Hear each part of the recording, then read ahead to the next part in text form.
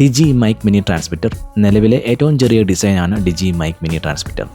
GoPro, action 5 pro, Osmo 7P gimbal, Insta360 Pro എന്നിവയിൽ ഇത് connect ആവും. ഇത് റിസീവർ ഇല്ലാതെ ട്രാൻസ്മിറ്റർ മാത്രമായിട്ട് കിട്ടുന്നൊരു പൗച്ചാണ്.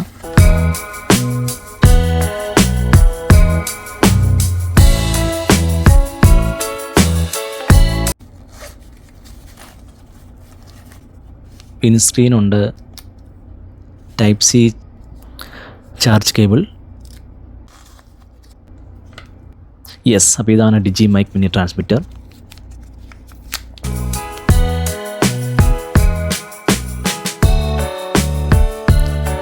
ഇതിലൊരു പവർ ബട്ടൺ, ലിങ്ക് ബട്ടൺ, അതുപോലെ ഇത് ക്ലിപ്പായിട്ട് നമുക്ക് ഉപയോഗിക്കാം. അല്ലെങ്കിൽ മാഗ്നറ്റ് ഉണ്ട്, മാഗ്നറ്റ് ക്ലിപ്പ് വെച്ചിട്ട് നമുക്കിത് ഉപയോഗിക്കാൻ പറ്റും.